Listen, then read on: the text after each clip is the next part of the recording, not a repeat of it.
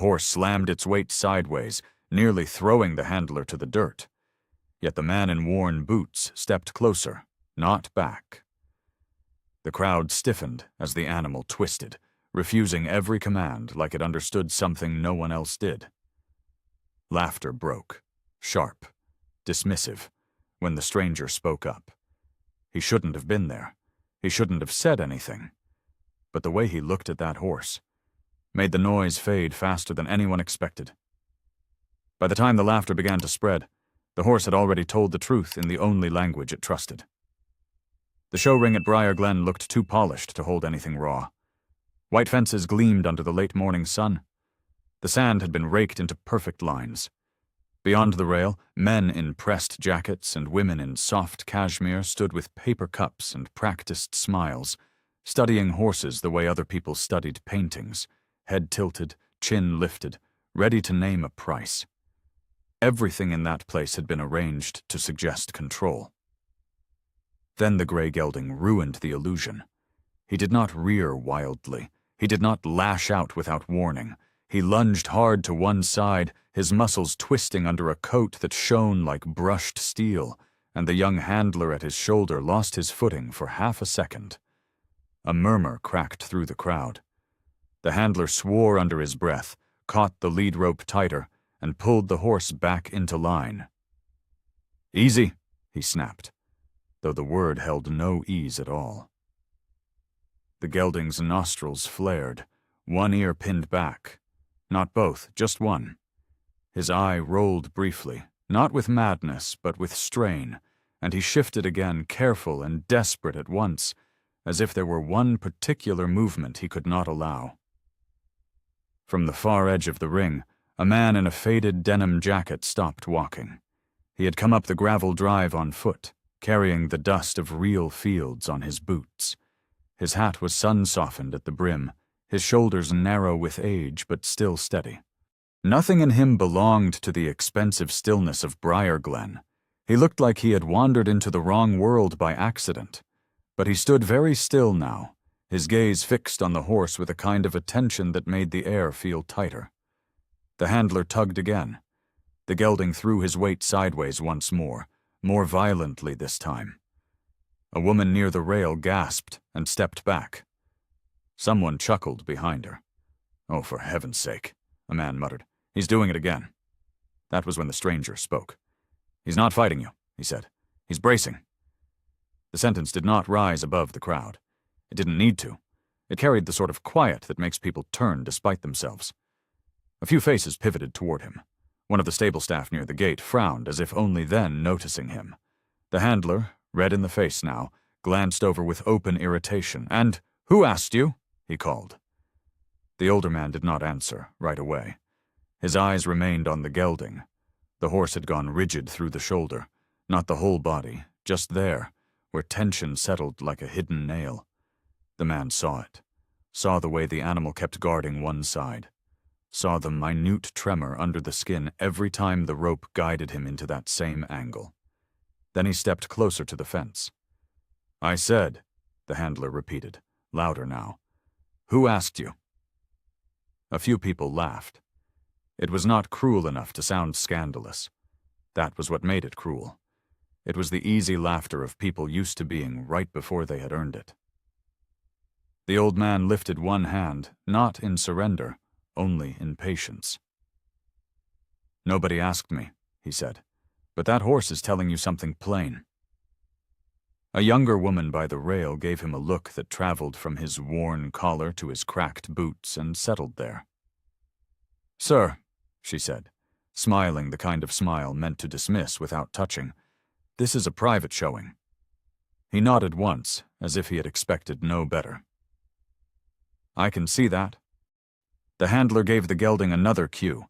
Again the horse resisted, not forward, not backward, only away, like a man flinching from an old injury before the blow even lands.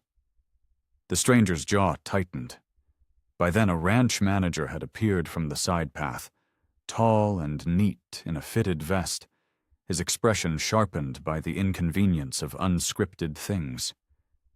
He took in the scene with one sweep.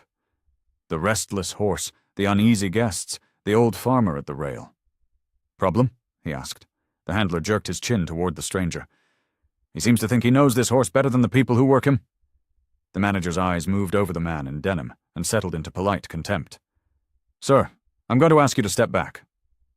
The old farmer did not move. The breeze lifted the edge of his jacket. The horse turned one dark eye toward him, and something in that look, not fear, not trust, but strained attention, passed between them. Then the man said the one thing that made the laughter die before it was ready. "You all keep calling him difficult," he said. "What if he's just in pain?" Nothing answered at first. Not the crowd, not the handler, not even the manager. Only the horse moved. One small, trembling shift of weight, as though the right word had finally entered the ring. The manager's face cooled. "That will be enough." But the farmer's gaze never left the gelding. He had seen animals punished for what hurt them before. Seen men mistake suffering for disobedience because disobedience was easier on the conscience. And now, under the bright, expensive sky of Briar Glen, he had the hard feeling he was looking at it again. The manager took a step toward him. The farmer took one toward the gate. The distance between the rail and the gate was no more than a few steps, but every eye in the ring followed him, as if he were crossing something forbidden. The manager moved first, positioning himself just enough to block the path without making a scene. "That won't be necessary," he said, voice smooth, practiced. "We've handled far worse than this." The farmer stopped, not out of obedience, but because he had already measured the space. The horse shifted again, a tight, contained motion through its shoulder, and the man's attention returned there like a compass needle finding north. "Then it won't hurt to let me stand here a minute," he replied. His tone carried no challenge, just a steadiness that didn't belong to the place. A few people near the rail exchanged glances. Someone sighed, impatient.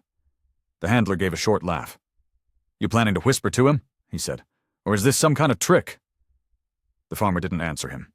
He stepped to the side of the gate instead, not entering the ring, not retreating either, just close enough to see clearly, close enough for the horse to see him. That was when the noise began to thin, not because anyone had been told to be quiet, but because something about the man's stillness made speaking feel out of place. He did nothing, no gestures, no reaching, no commands. He simply watched. The gelding tossed its head once, the movement sharp, defensive. The handler tightened his grip again, guiding the horse forward. The animal complied for half a stride, then resisted, not with panic but with precision. Again, away from that same side. Again, guarding something invisible. The farmer's eyes followed every shift. He noticed the delay, just a fraction of a second, between the handler's cue and the horse's response. Not defiance, anticipation. He noticed the tightening along the rib cage, the way the horse's breath shortened whenever pressure came from one direction, the way its ears never fully settled, one always half-turned, listening for something that might hurt again. The ranch manager folded his arms. "You've made your point," he said. "Now step back." The farmer shook his head, slow. "I haven't made it yet." A faint ripple passed through the crowd. Some irritation, some curiosity. The balance had shifted, though no one wanted to admit it. They had expected noise, argument, embarrassment. Instead, they were being made to look. And looking was harder. "Give me 1 minute," the farmer said quietly. The handler scoffed. "For what?" "For him to stop trying to protect himself." That word again, protect. It lingered differently this time. The manager hesitated, only briefly, but it was enough. Enough for a few of the guests to lean forward instead of away. Enough for the handler to glance down at the horse, just once, as if reconsidering something he didn't yet understand. "Fine," the manager said at last, clipped. 1 minute, but you stay outside the ring." The farmer nodded. He shifted his stance slightly, not closer, not farther, just enough to angle his body so he wasn't directly facing the horse. It was a small change, easy to miss if you weren't paying attention. But the horse noticed. The tension didn't vanish. It never does that fast. But it altered, subtly, like a knot, loosening just enough to breathe through. The gelding's head lowered a fraction. Its eye remained alert, but no longer wide. The handler blinked. "What?" "Don't pull him straight," the farmer said, still calm. "You're asking him to move through something he can't." "I've been working this horse for months," the handler snapped. "I think I know—" "You know what he does," the farmer interrupted gently. "Not why." That landed harder than anything loud could have. A silence followed. Not polite, not comfortable. The horse shifted again. This time, when the pressure came, it hesitated, but didn't lunge away. Just paused, as if weighing a different choice. The farmer watched that pause like it was the only thing in the world. "There," he murmured, almost to himself. "That's where you should have started." The handler didn't speak, neither did the manager, because for the first time, it no longer looked like a misbehaving animal being controlled. It looked like something else entirely, and the farmer, eyes still fixed on the gelding, said quietly, "You've been asking the wrong question about this horse." A murmur stirred through the ring, softer now, less certain of itself. The handler loosened his grip without meaning to, not enough to lose control, just enough to feel the difference. The gelding shifted its weight again, but this time the movement was smaller, less desperate. It held there, suspended between resistance and something else. The farmer didn't move any closer. He had learned long ago that distance could be kinder than touch. "Ask him to step again," he said. The handler hesitated, glancing briefly at the manager, who gave no signal. Pride held the man where he stood, but something else had begun to work under it. Something quieter, harder to name. "Forward," the handler said, firmer this time. The rope tightened. The cue was clear. The horse responded, but not the way it had before. Instead of throwing its weight sideways, it paused, just a fraction, long enough to see it think, long enough to notice the strain gather again along one side of its body. "There," the farmer said softly. "That's it." "That's what?" the handler snapped, though the edge had dulled. "That's the moment you keep missing." A few people leaned in closer along the rail. The earlier laughter had thinned into something sharper, a tension edged with discomfort. It was easier to laugh at a stranger than to question what you'd already decided was true. The farmer lifted his hand slightly, not toward the horse, but toward the handler's line of movement. "You keep asking him to give you the same answer," he said. "Step straight, stay even, don't hesitate." He shook his head once, "But he's already telling you he can't." The manager exhaled, controlled. "Or he won't." The farmer finally looked at him, not with defiance, not with apology, just with the same steady clarity he'd been giving the horse. "If it were that simple," he said, "he'd have broken by now." That landed wrong and right at the same time. The handler shifted again, uncomfortable. "So what, you're saying he's hurt?" he asked. "We've had him checked." "Checked how?" the farmer asked. The question hung there longer than it should have. "Routine," the manager said quickly. "He's sound." The farmer nodded, as if he had expected that answer too. He turned his gaze back to the gelding, studying the line of its shoulder, the tightness just behind it, the way the skin flinched almost invisibly when the lead rope angled a certain way. "Sound enough to sell?" he murmured. The words were not loud, but they carried. A flicker of something passed through one of the stable hands near the gate, too quick to name, too quick to admit. The handler tried again, this time more cautiously. "Step," he said, easing the pressure instead of forcing it. The horse shifted forward, one step, not clean, not smooth, but forward. A ripple moved through the crowd, this one different, not surprise, not exactly. Something closer to uncertainty breaking open. The farmer's eyes stayed fixed on the horse's shoulder. "You see how he shortens there?" he said. "How he braces before the movement even happens?" The handler frowned. "He's anticipating the cue." "No," the farmer said gently. "He's anticipating the pain." Silence followed that. A deeper kind. The kind that doesn't ask for proof right away, because some part of it already recognizes the shape of truth. The manager straightened, sharper now. "That's an assumption," he said. "You don't know this horse." The farmer let that sit. Then he said, "No, but I know that look." He didn't explain further, didn't need to, because the horse shifted again, just enough to show it. That same guarded movement, that same careful avoidance of something unseen. The handler's grip slackened another inch. "What are you suggesting?" he asked, quieter now. The farmer drew in a slow breath. "I'm suggesting," he said, "that you stop trying to fix what you think is wrong, and start looking at what he's been trying to survive." The words settled into the space between them, heavier than anything spoken before. No one laughed this time. No one dismissed him, because the horse had already begun to change, and none of them could pretend they hadn't seen it. The farmer shifted his weight forward, just slightly. For the first time, he reached for the latch on the gate. Metal clicked softly against metal. The sound was small, almost lost beneath the shifting sand and restless breath of the ring, but it carried farther than any raised voice had before. Several heads turned at once.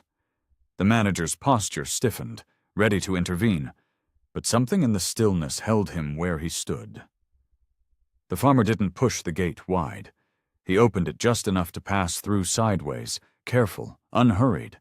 No sudden movement, no claim of space.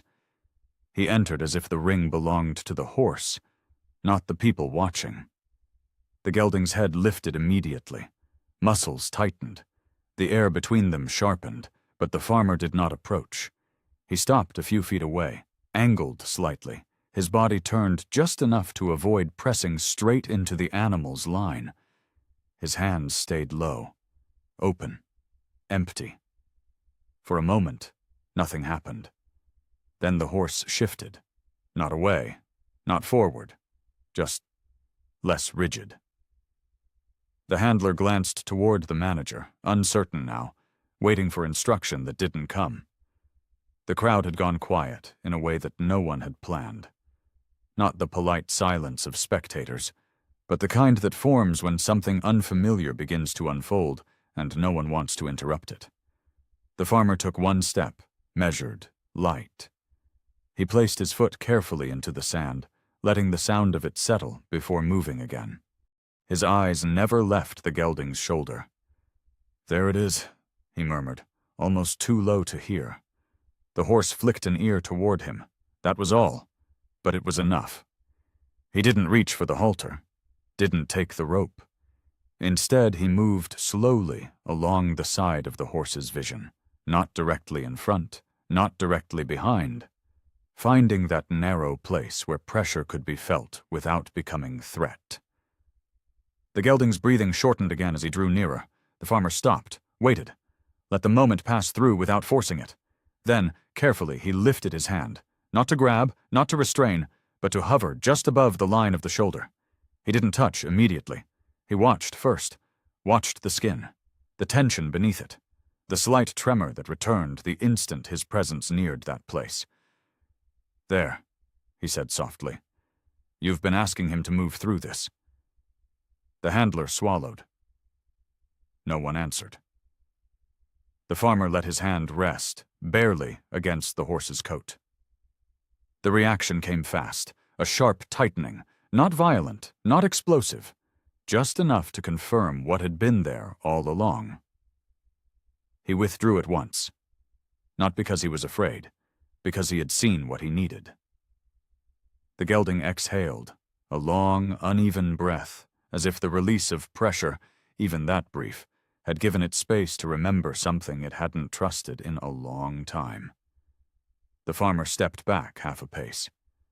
"Take that off," he said quietly. The handler frowned. "What?"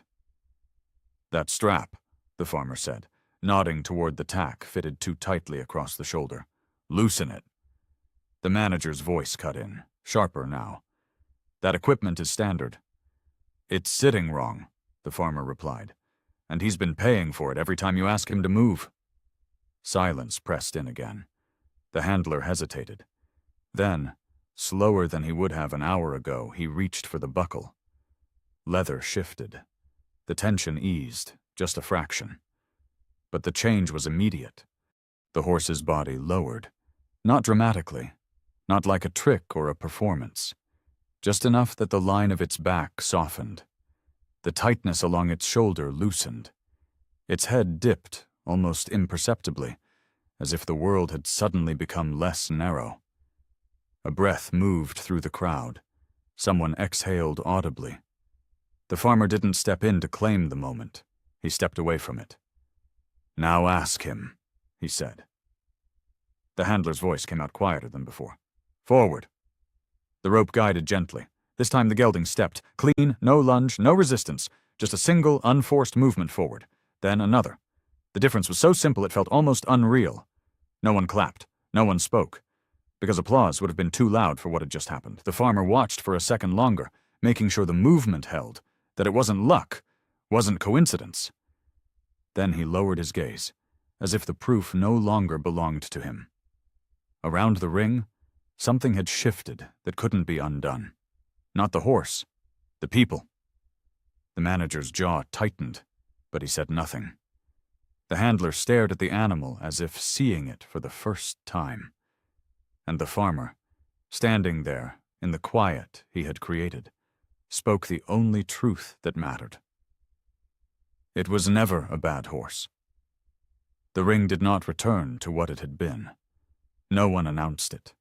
No one called a halt. But the rhythm that had filled the place earlier, the polished certainty, the quiet hum of judgment and price, had slipped out of reach. It lingered somewhere beyond the white fence, unable to cross back in. The horse stood in the center, no longer braced against an unseen threat. Its breathing had steadied. Its body, once tight with held resistance, now carried a different kind of alertness, one that did not fight the space around it. The handler kept his hand on the rope, but loosely now, as though he had just realized how little force had ever been needed. The farmer had already turned. He didn't look back at the crowd, didn't wait for acknowledgement. He moved toward the gate the same way he had entered, quiet, unclaimed, as if the moment behind him belonged to everyone else. "Wait!" The word came from somewhere near the rail. Not the manager, not one of the guests. A younger voice. The farmer paused but did not fully turn around. A stable hand, no older than his mid-20s, stepped forward, uncertainty written across his face in a way that hadn't been there before. He glanced once at the horse, then back at the man. "You saw that right away," he said. "Didn't you?" The farmer studied him for a moment. "Not right away," he answered.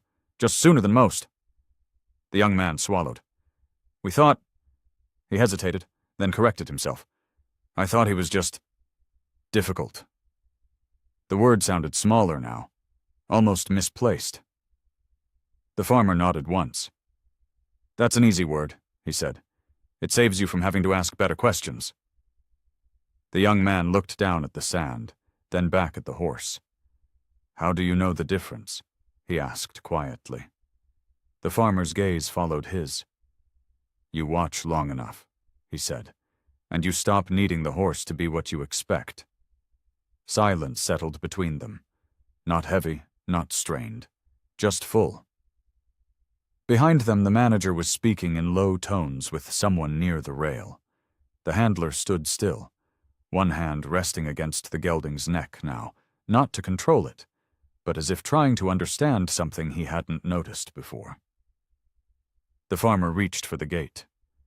"Sir," the young man said again, softer this time, "what would you do with him?"